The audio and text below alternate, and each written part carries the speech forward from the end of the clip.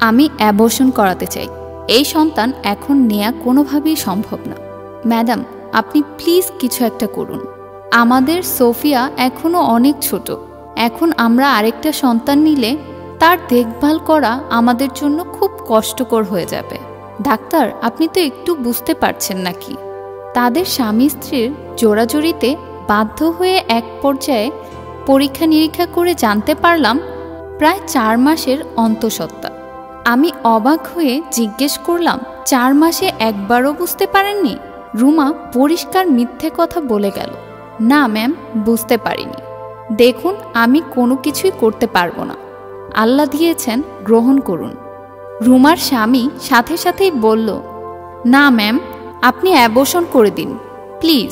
আমার আপাতত সন্তান নেওয়ার কোনো প্ল্যান নেই। আপনি না করলেও সৃষ্টিকর্তার প্ল্যানিং, তিনি আপনাকে সন্তান দিবেন। কিন্তু এই 4 মাসের বেবিকে নষ্ট করা আর একটা মানুষকে গলা টিপে হত্যা করা সমান অপরাধ। আপনি কি ব্যাপারটা বুঝতে পারছেন না? রুমা আবারও বলল, আমার কোনো ইচ্ছে নেই। তাছাড়া আমি একসাথে 2টো সন্তানকে সামলাতে পারবো না। আপনার প্রথম সন্তানের জন্মের আগে প্রতি সপ্তাহে তো আমার কাছে আসতেন, সারাক্ষণ পাগল করে ফেলতেন একটা বাচ্চার জন্য। কি না করেছেন একটা বেবি নেয়ার জন্য। আল্লাহ যখন দিচ্ছিলেন না তখন তো পাগল হয়ে যাচ্ছিলেন, আর এখন দিয়েছেন দেখে ভালো লাগছে না। কথাটা তাদের তেমন একটা এফেক্ট করলো না। তারা নিজের সিদ্ধান্তে অনড়। আমি না পেরে বললাম, ভালো করে বুঝে শুনে সিদ্ধান্ত নেন, 2 দিন পর আসবেন। তারা কিছু না বলে চলে গেল। ভাবলাম আর আসবে না, কিন্তু অবাক হলাম আমি। তারা 2 দিন পর আবার এসে তাদের আগের সিদ্ধান্তই জানালো। আমি পরিষ্কার বলে দিলাম, এই কাজ আমি একটাও করিনি, আপনারা অন্য কোথাও যেতে পারেন। ম্যাম, প্লিজ বুঝতে চেষ্টা করেন। আমি রুমাকে জিজ্ঞেস করলাম, তুমি শিওর যে সন্তান তুমি রাখবে না? রুমা সম্মতি দিয়ে বলল, হ্যাঁ, আমি রাখব না। তোমার সন্তানকে তুমি মেরে ফেলতে চাচ্ছ? রুমা এবার চুপ করে রইল। আমি তাকে বুঝিয়ে বললাম, মেরে যখন ফেলতে চাইছো তাহলে সোফিয়াকে মেরে ফেলো, এটাই ভালো হবে। তাকে তো তুমি ছুঁয়ে দেখেছ, আদর করেছ, তার মুখে মা ডাক শুনেছ। সোফিয়ার আর দরকার নেই, বরং এখন ভিতরে যে আছে তাকে রাখো, ততদিন তুমি একটু স্বস্তির নিঃশ্বাস নেবে। এবার রেগে গিয়ে বলল, কি যাতা বলছেন, এটা হয় নাকি? সোফিয়াকে আগে আমি পেটে ধরেছি, বুকে পিঠে করে বড় করেছি। আমার মেয়েকে আমি অনেক ভালোবাসি। আপনার সন্তান নেই দেখে এমন উল্টাপাল্টা সাজেশন দিয়েছেন। আপনার সন্তান থাকলে কি আপনি এমন সাজেশন দিতে পারতেন? আমার সন্তান নেই, আমি এটা আল্লাহর উপর অসন্তুষ্ট নই। রুমাকে জিজ্ঞেস করলাম, এখন যাকে তুমি নষ্ট করতে চাইছো সে কি তোমার পেটে নেই? এই সন্তান কি তোমাকে মা ডাকবে না?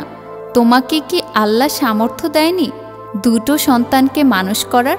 সে পৃথিবীতে আসেনি বলে তাকে সরিয়ে দিচ্ছ। সোফিয়ার জন্য যে অনুভূতি অনাগত সন্তানের জন্য তা নয় কেন? আল্লাহ আমাকে দেননি তাই হয়তো বুঝি না আমি, কিন্তু তুমি তো বুঝো, তারপরও কেন? রুমা চুপ করে রইল। রুমার স্বামী বিষয়টা বুঝতে পেরে বলল, বুঝেছি, ধন্যবাদ আপনাকে। এটা অন্যায় এবং পাপ দুটোই। হয়তো একটু কষ্ট হবে, কিন্তু আল্লাহর ইচ্ছায় সব ঠিক হয়ে যাবে। রুমা তার ভুল বুঝতে পারল, কটু কথার জন্য সরি বলে ক্ষমা চাইল। আমি হেসে বললাম, আরে এসব কিছু না। তারপর রুমাকে বললাম, তোমার এই বেবির জন্য আমি কোনো ফি নিব না। রুমা হাসতে হাসতে তার স্বামীর সাথে বেরিয়ে গেল। আল্লাহ আপনার ভালো করুক, অনেক বড় পাপ থেকে বাঁচালেন আমাকে।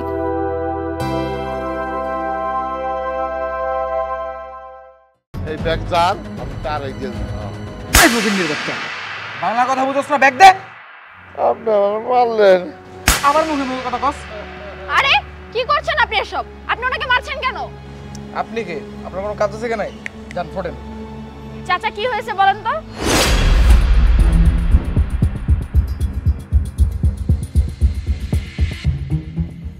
আপামনি, আপনি আমার আজকে রিক্সার প্রথম প্যাসেঞ্জার। দরকারি, হ্যাঁ যাক, প্রথম ট্রিপের ভাড়া পাইলাম।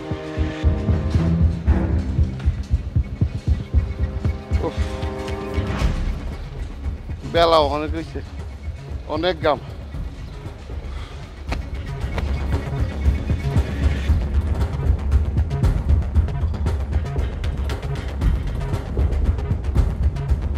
ব্যাগ ব্যাগটা রেখে গেল। চাচা ধন্যবাদ। দেন ব্যাগটা দেন, আমার ছোট বোন রেখে গেছে। আপনি কেটা? আপনি তো আমি চিনি না। চাচা আমার ছোট বোন ভুলে আপনার রিক্সা রেখে গেছে, দেন ব্যাগটা দেন। না না, আপনার ছোট বই না এলে এই ব্যাগ আমি আপনার কিনব। এই ব্যাগ যার আমি তার এই দিয়ে এই ফকিন্নির বাচ্চা, বাংলা কথা বুঝোস না? ব্যাগ দে। আপনি আমার মারলেন। আবার মুখে মুখে কথা কস। আরে কি করছেন আপনি এসব? আপনি ওনাকে মারছেন কেন? আপনি কে? আপনার কোনো কাজ আছে কি নাই? যান ফোটেন। চাচা কি হয়েছে বলেন তো?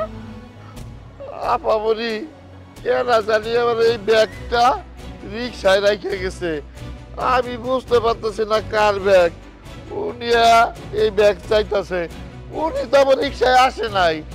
আমি বলছি এই ব্যাগটা আপনার না, আপনার দিমুকে এর লেগে আমার মারছে। এই ব্যাগটা যে আপনার তার কোনো প্রমাণ আছে? আমি তোকে প্রমাণ দিব? কে তুই? হু আর ইউ? ভালো ভালো এখান থেকে যা, নাহলে এখন থাপড়া একবার দাঁত ফালাই দিব। কি তুই আমাকে থাপ্পড় মারবি? বিয়াদব!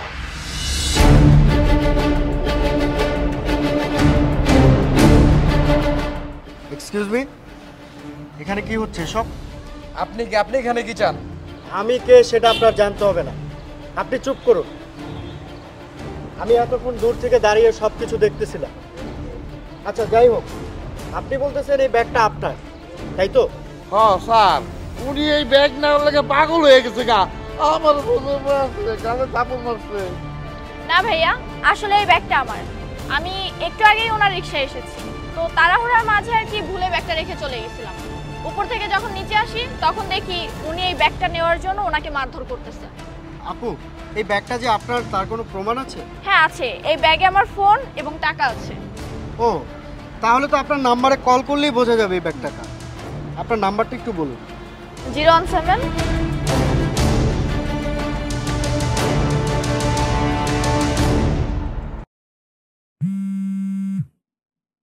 এই যে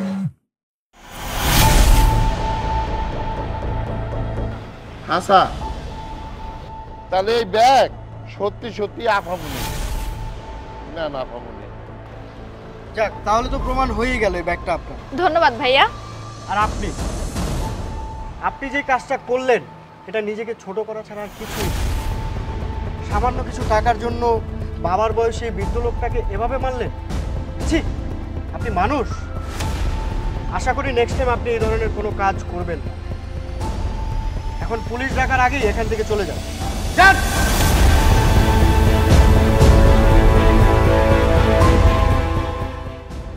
স্যার, আপনি না এলে না এই লোকটা আমার থেকে জোর করে ব্যাগটা লয়ে যেত। ঢাকা শহরের কিছু মানুষ অনেক বাপ্পা। এই লোকটা আমার এই ব্যাগটা নেওয়ার লাগিয়া অনেক চেষ্টা করছিল, কিন্তু আমি ব্যাগটা দেই নাই। না দেওয়াতে ওই লোকটা আমার গালের মধ্যে চর বসাই দিছে। আপনার রিক্সাওয়ালা দেখা আমার মানুষ মনে করে না, বুঝছেন? কাকা, নেক্সট টাইম থেকে এই ধরনের দুষ্ট লোক থেকে অনেক দূরে থাকবেন। আর আপনি ভালো থাকবেন। আচ্ছা, আসি আপামনি, আসি স্যার।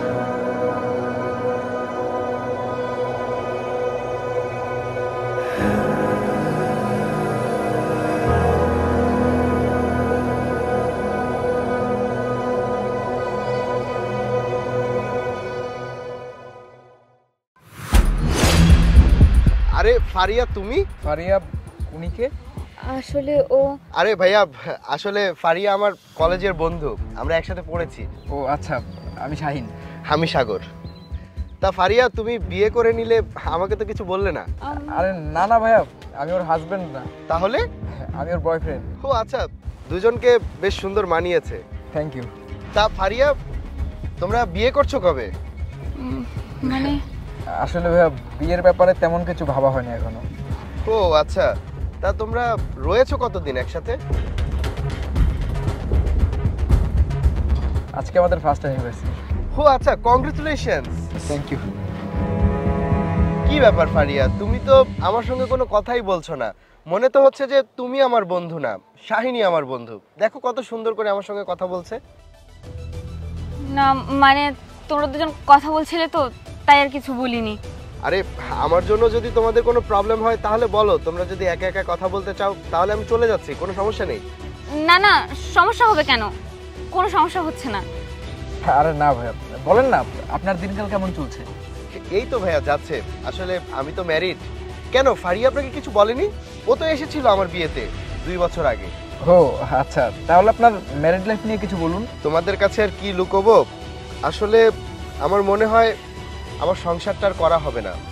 আমি সিদ্ধান্ত নিয়েছি আমি আমার ওয়াইফকে ডিভোর্স দিয়ে দিব। ডিভোর্স? কেন? কারণ ও অন্য একটা ছেলের সাথে সম্পর্কে জড়িয়ে আছে, আর সেই ছেলের সাথেই ও বেশ সুখে আছে। এটা তো ঠিক করেনি। কেন? ঠিক কেন নয়? যে যাকে পছন্দ করবে সে তো তার সাথেই থাকবে, তাই না? আর তোমার বিয়ের পরে যদি তোমার ওয়াইফ তোমার সঙ্গে এমন করে, তুমি কি মেনে নিতে পারবে? আসলে ভাইয়া আমার সাথে তো এমন কিছু ঘটেনি, তাই এই ব্যাপারে আমার কিছু বলার নেই। কিন্তু ভাইয়া আপনার মনটা অনেক বড়। সেটাই, কিন্তু এখন মনে হচ্ছে সেই মনে আর আমার ওয়াইফকে জায়গা দিতে পারবো না। আচ্ছা ভাইয়া, হ্যাঁ বাদ দেন, আপনার ওয়াইফ জীবন অনেক পস্তাবে। সেটা তো সময় বলে দেবে। আচ্ছা ঠিক আছে, তোমরা তাহলে কথা বলো, আমি আজকে আসছি। আচ্ছা দেখা হবে। শাহিন, তুমি একটু দাঁড়াও, আমি সাগরকে একটু সামনে এগিয়ে দিয়ে আসি। আচ্ছা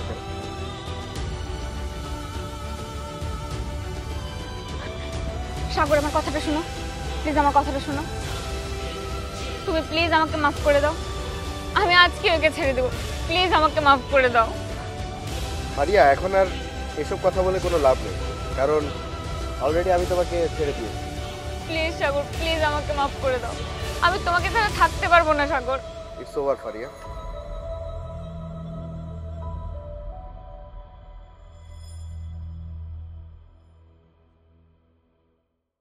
তুমি নাকি ডিভোর্সি, এর আগে নাকি অন্য ছেলের সাথে 1 বছর সংসার করেছ।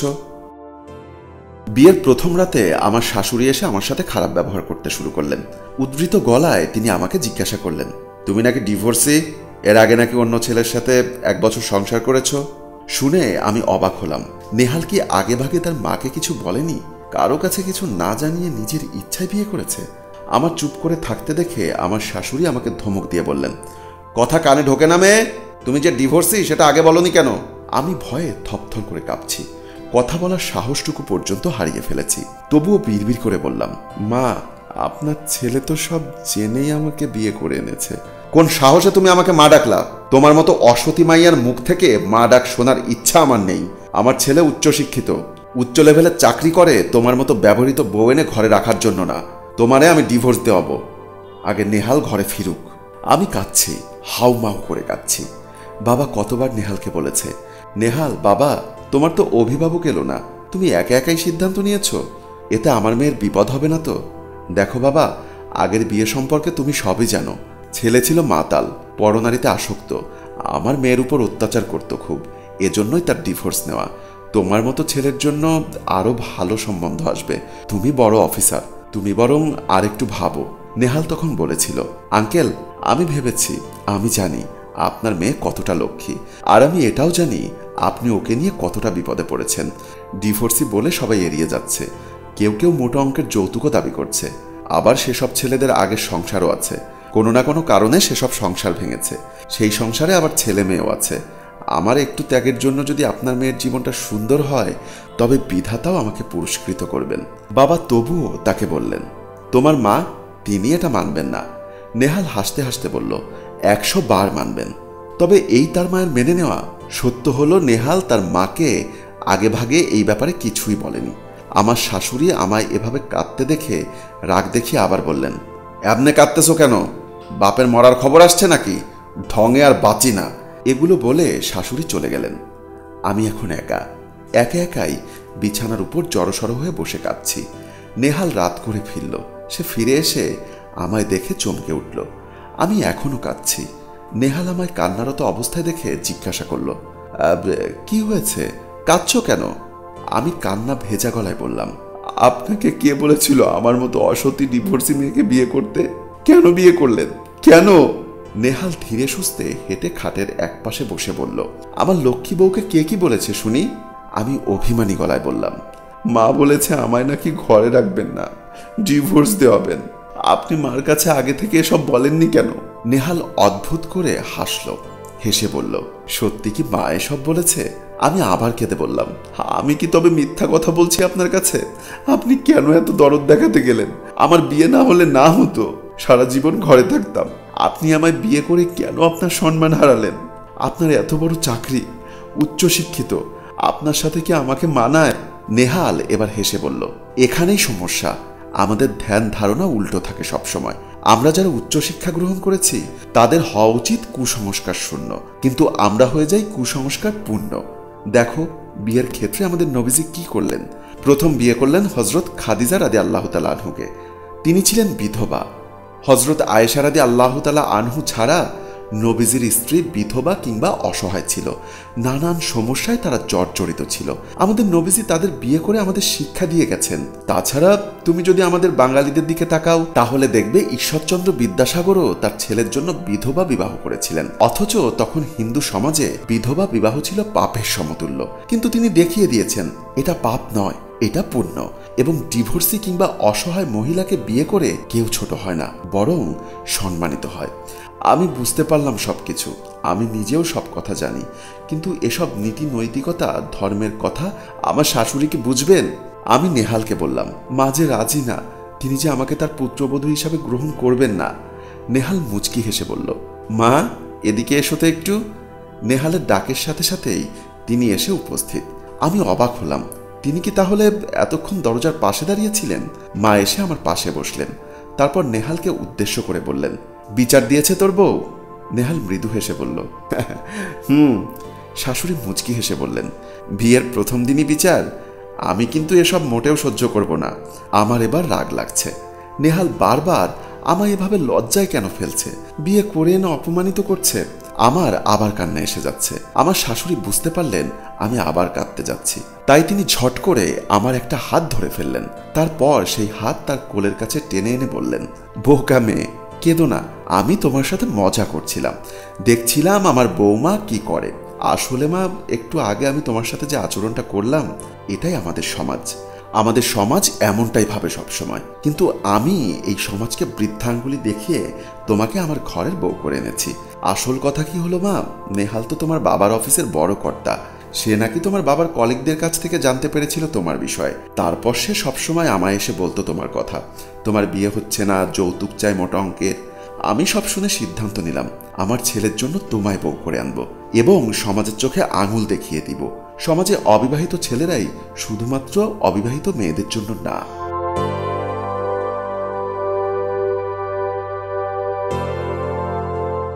মাসুম তাড়াতাড়ি করে বাসা থেকে বেরিয়ে গেটের সামনে দাঁড়িয়ে আছে, রিকশার জন্য অপেক্ষা। হঠাৎ একটা রিকশা পেল। রিকশা ডাক দিয়ে জিজ্ঞেস করলো, মামা যাবেন? রিকশাওয়ালা বলল, মামা কোথায় যাবেন? মাসুম বলল, ধানমন্ডি যাব মামা। রিকশাওয়ালা বলল, চলেন মামা। মাসুম বলল, ভাড়া কত? রিকশাওয়ালা বলল, আপনি খুশি হয়ে যা দিবেন মামা। রিকশায় উঠে চলতে থাকলো রিকশা। রিকশা খুব ধীরে ধীরে চলছিল। রিকশাওয়ালাকে দেখে খুব ক্ষুধার্ত মনে হচ্ছিল। ক্লান্ত শরীরে খুব কষ্ট করে চালাচ্ছিল রিকশা। মাসুম বলল, মামা জলদি চলেন, সামনে আমার বান্ধবী আছে, ওকে নিয়ে তারপর একটা ইফতার পার্টিতে জয়েন করব। এভাবে গেলে তো রাত হয়ে যাবে। রিকশাওয়ালা বলল, আচ্ছা মামা। কিছুক্ষণ পর রিকশাওয়ালা বলল, মামা রোজা আছেন? মাসুম বিরক্ত হয়ে বলল, হ্যাঁ। রিকশাওয়ালা বলল, মামা জিনিসপত্রের যে দাম, আমাগো মতো গরিব মানুষ তো না খাইয়া মইরা যাইব। বাজারে তেলের যা দাম, 100 টাকা তেল কিনতে গেলে বুকের ভিতর ধক কইরা উঠে। মামা আমাগো মতো গরিব মানুষের চিন্তা করার লাইগা কি কেউ নাই?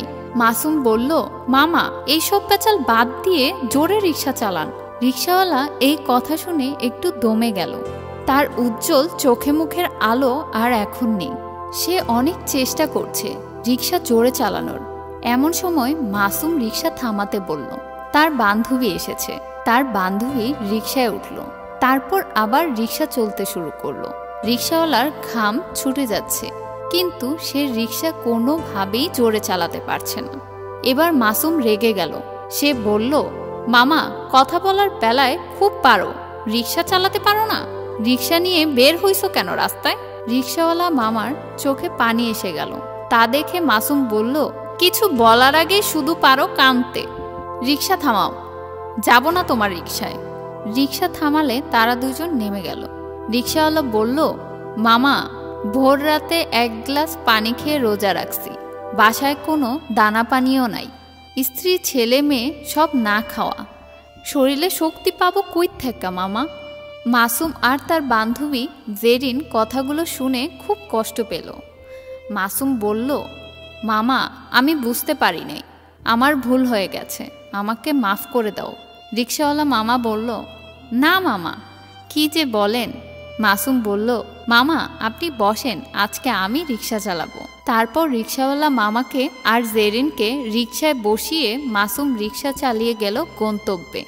সেখানে নেমে সে আর জেরিন রিকশাওয়ালা মামাকে বেশ কিছু ইফতার কিনে দিল, আর তাদের কাছে থাকা 3000 টাকা দিল মামাকে। আসলে আমরা সবাই যদি এভাবে দরিদ্রদের কথা ভাবি, তাহলে হয়তো দরিদ্রতা হারিয়ে যাবে এই দুনিয়া থেকে।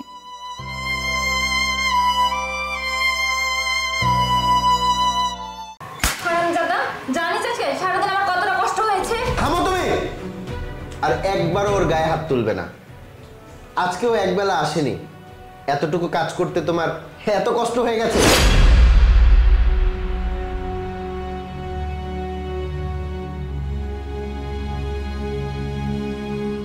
এই নে তোর এই মাসের বেতন।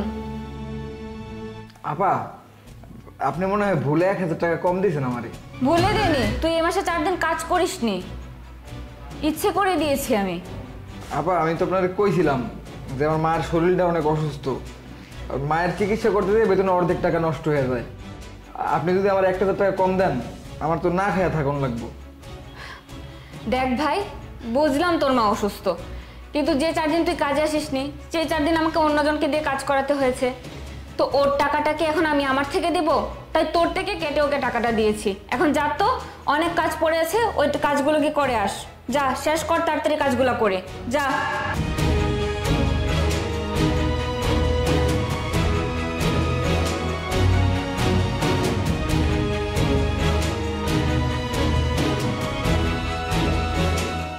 আচ্ছা নীলা, ছেলেটার মা অসুস্থ ছিল, তাই কয়েকদিন কাজে আসতে পারেনি, তাই বলে তুমি ওকে টাকা কম দিলে, কাজটা কি ঠিক হলো? যা বুঝো না তা নিয়ে কথা বলতে যেও না। ওর মা কিসের অসুস্থ? শুধু শুধু কাজ না করার ধান্দা। ওদের মতো লোকদেরকে আমি খুব ভালো করেই চিনি। তাই বলে তুমি ওকে টাকা কম দেবে? তুমি একটু কম কথা বলো তো, একটু বেশি কথা বলো। তুমি সব কিছু তো বেশি বুঝো, তাই না? তোমার সাথে কথা বলাই ঠিক না।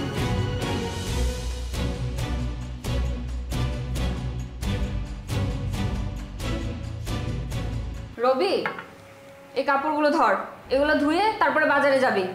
আচ্ছা ঠিক আছে আপা।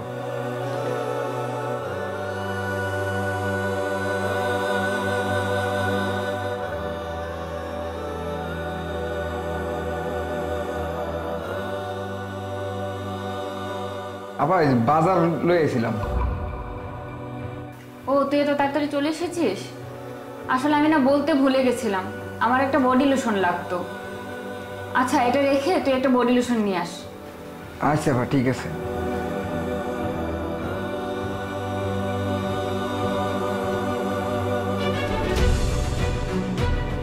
আপা, এই যে আপনার লোশন নিয়ে আইছি, আর ঘরে তো আমার কাজ সব শেষ, আমি বাসায় যাইগা। বাসায় যাবি মানে? এই যে এত এত থালাবাটি কিচেনে পড়ে আছে, এগুলো কে ধুবে? এগুলো ধুয়ে শেষ করে যেখানে ইচ্ছে যা। আচ্ছা ঠিক আছে।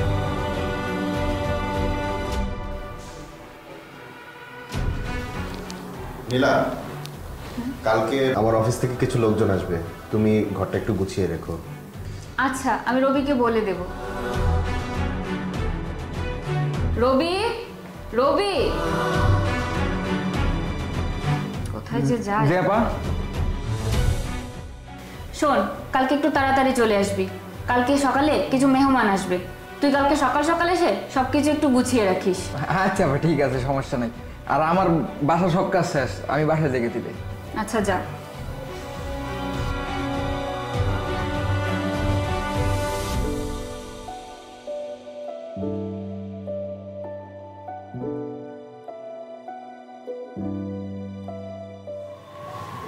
তোমরা এসে গেছো? আরে তুই, তোকে না বললাম সকাল সকাল এসে সবকিছু পরিষ্কার করে দিয়ে যেতে? হারামজাদা, জানিস আজকে সারাদিন আমার কতটা কষ্ট হয়েছে। থামো তুমি। আর একবারও ওর গায়ে হাত তুলবে না। আজকেও একবেলা আসেনি, এতটুকু কাজ করতে তোমার এত কষ্ট হয়ে গেছে? তাহলে একবার ভেবে দেখো যে রোজ তুমি ওকে কতটা কষ্ট দাও। একই কাজ করার জন্য ওকে বারবার পাঠাও। ছেলেটা মায়ের অসুস্থতার জন্য 4 দিন কাজে আসতে পারেনি, তুমি ওর কাছ থেকে সেই 4 দিনের টাকাও কেটে রেখেছো।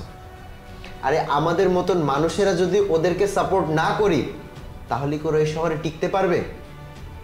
তোমার এত বকাঝকা সত্ত্বেও তোমার কথা মতো ও ঘরের সমস্ত কাজ করে। তাহলে একবার ভেবে দেখো, আমরা যদি ওর সঙ্গে একটু ভালো আচরণ করি তাহলে ও আমাদের জন্য কি করতে পারে।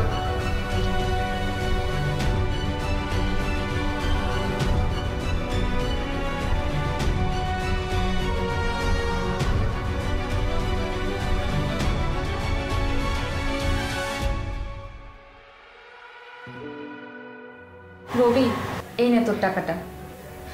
আর এখন থেকে সব কাজ তুই আর আমি একসাথেই করব, তোকে কোনো কাজ আর একা করতে হবে না। আর আমাকে মাফ করে দিস ভাই।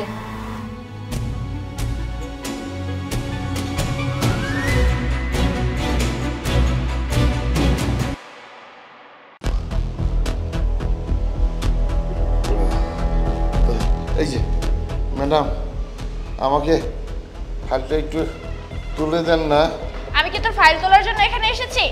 এতই যদি পায়ের সমস্যা, এখানে কি করিস? বাসায় বসে থাকতে পারিস না? যত সব।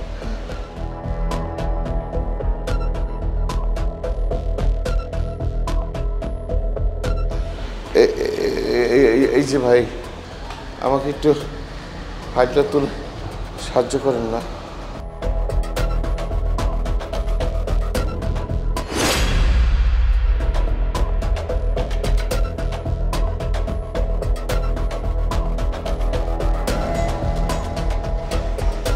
এই নিন আপনার ফাইল। হ্যাঁ। আপনি কোথায় যাবেন? আমি আমি এই অফিসেই জব করি। ও চলুন, আমি আপনাকে হাঁটতে সাহায্য করছি। হ্যাঁ, ধন্যবাদ আপনাকে। চলুন।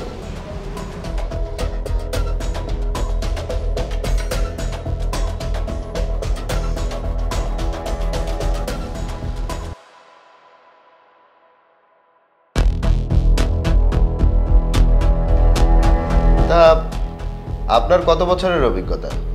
আমার তাও প্রায় 3 বছরের অভিজ্ঞতা আছে। আপনার? আমার তো 5 বছরের অভিজ্ঞতা। আর আপনার? আমার 1 বছরের অভিজ্ঞতা।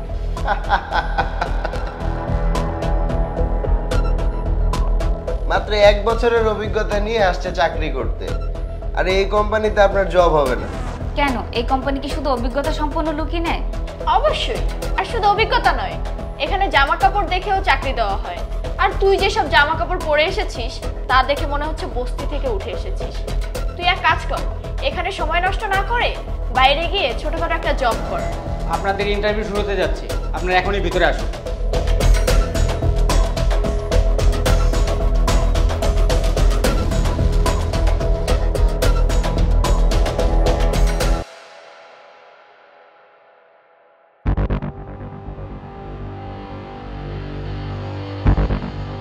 দিন, আপনাদের সিভিগুলো দিন।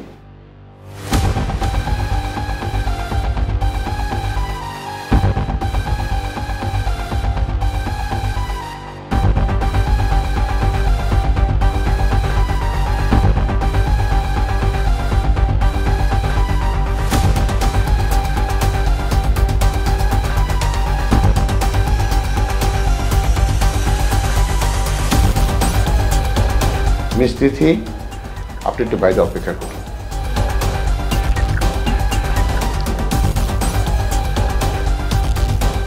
সরি স্যার, আসলে বাইরের কাজটার জন্য আমি খুবই দুঃখিত।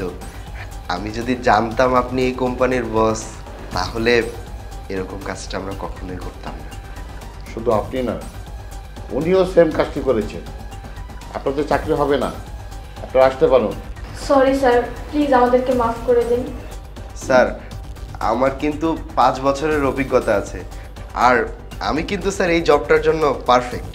আপনার 5 বছরের অভিজ্ঞতা আছে, কিন্তু মানুষের সাথে কিভাবে ব্যবহার করতে হয় সেটা আপনারা শিখেননি। সরি, আমি আপনাদের আমার অফিসে কোনো জব দিতে পারবো না, আপনারা চলে যান। প্লিজ স্যার, এই জবটা স্যার আমার অনেক দরকার। তখন ওই ফাইলটা আমার খুব দরকার ছিল। প্লিজ আপনারা চলে যান।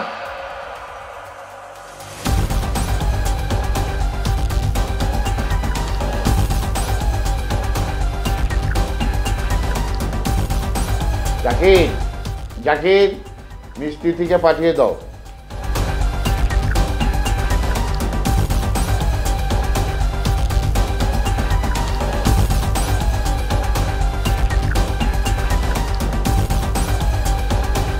মিষ্টি, আপনার মতো একটা লোক খুঁজছিলাম, আমি পেয়েও গেছি। আপনার চাকরিটা হয়ে গেছে, আপনি কালকে জয়েন করতে পারেন। Thank you sir. আমি কি আসতে পারি? অবশ্যই, বেস্ট অফ লাক।